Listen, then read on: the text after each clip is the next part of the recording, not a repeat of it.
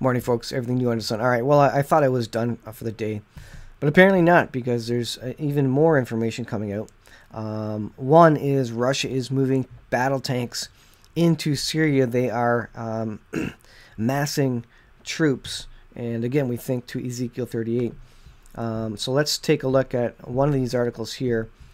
This particular one is about basically Assad and political advisors saying, it was a victory over Western missiles. Just briefly this, and then we're going to go to the Russian ships laden with tanks. Political advisor to Syria's Assad, major victory over Western missiles. There are two things that the West and Zionists want.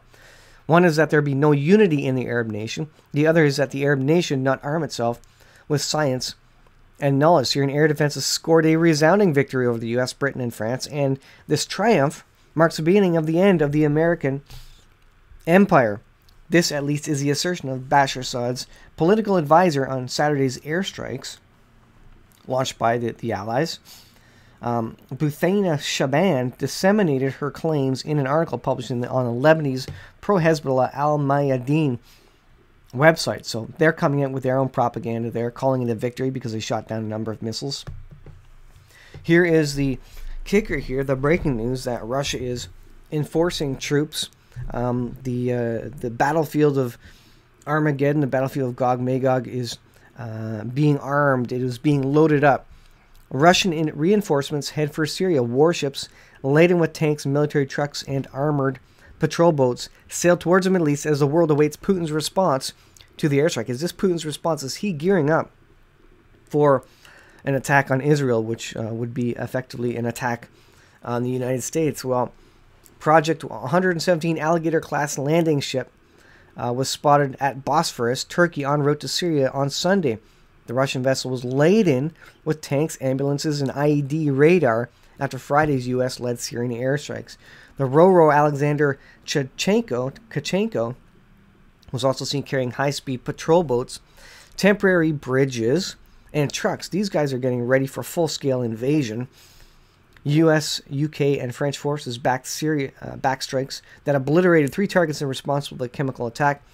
Putin warned that there would be consequences to military action against Assad. So 2 Russian warships laden with vehicles has been spotted en route. On its 4th deployment of Russian military equipment to the war-torn country, the ship was seen laden with tanks, trucks, ambulances, and so on. And of course, basically the point form, you can see some shots of the ships here. Here's one of the Russian ships.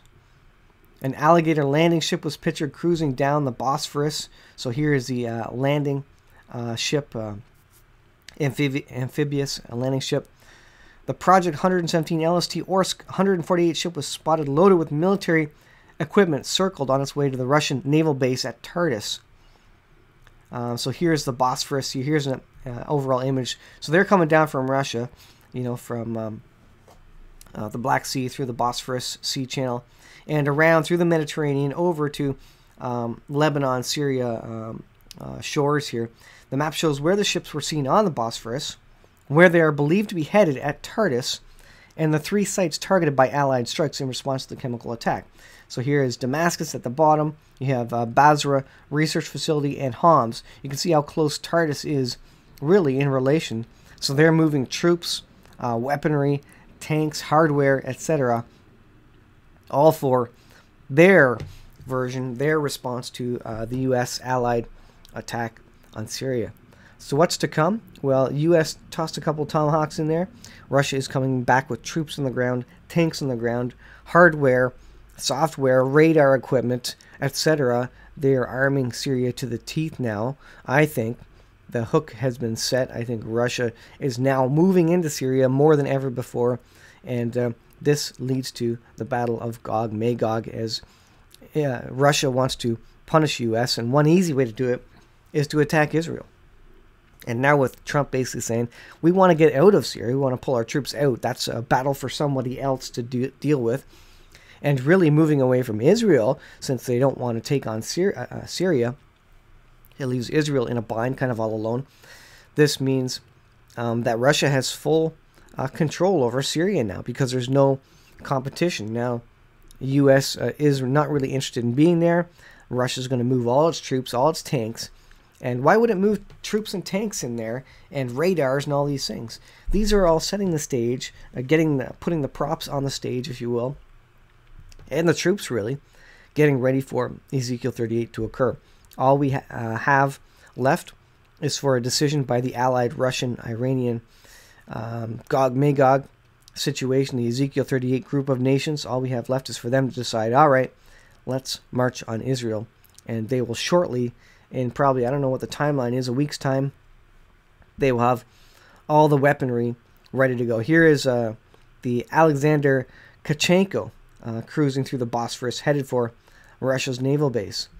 Here's the amphibious, that's one of the high-speed patrol boats there to control the borders. And they want to control the oil offshore as well, so they're going to probably be getting into battles with Israel with these sorts of vehicles. Russian trucks are seen atop cargo vessels, so they're arming. They're basically moving hardware into position for World War III effectively here. UK Foreign Minister Boris Johnson today defended Britain's decision to stand up to barbarism amid criticism of Mrs. May for agreeing to the strike without a vote in the House of Commons. I think the overall story here is that we haven't seen the last of Russia here. This hasn't deterred them. They are now moving troops, deploying hardware in the region, getting set up for the Gog-Magog battles, basically the biblical end-time battles. They will be all the world's hardware and military will be in the region, ready for that battle. Here's a picture of one of the military sites. This is before it was destroyed. The two dots in the center there, two buildings, and this is after. Complete obliteration of just one of the three chemical weapon storage sites. So significant info, lots of images here. I'll put the link in the description so you can check out these images here. But Russia is getting ready. They're arming Syria to the teeth in response to the Allied attack on Syria.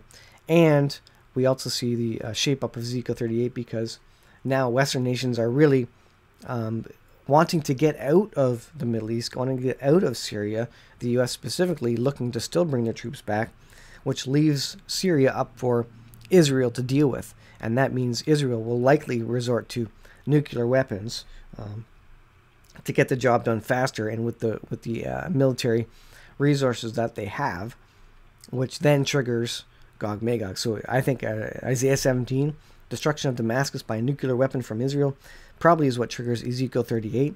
And at that point in time, you now have Russia moving tanks, armored weapons, military men, radar systems into Syria, basically ready to go in once that trigger is pulled on Damascus to then march on Israel. So huge things happening in the Middle East. We are living in biblical times. If you ever want to live in biblical times, you have to say you have to understand that you're living in them right now. We only have a few years left on this earth. I think the 7-year tribulation starts in about 3 years. We'll see how it goes. But these prophetic battles will all be in the lead up to the significant end-time scenarios spoken of in the Bible. Hope you guys are saved. I hope you know Jesus as your Lord and Savior. Ask Him into your heart. He died 2,000 years ago for my sin and your sin. He's coming again soon to judge the world, but not before a lot of pain and suffering and some massive conflict occurs in the world. Thanks for watching, guys. We'll see you in the next video.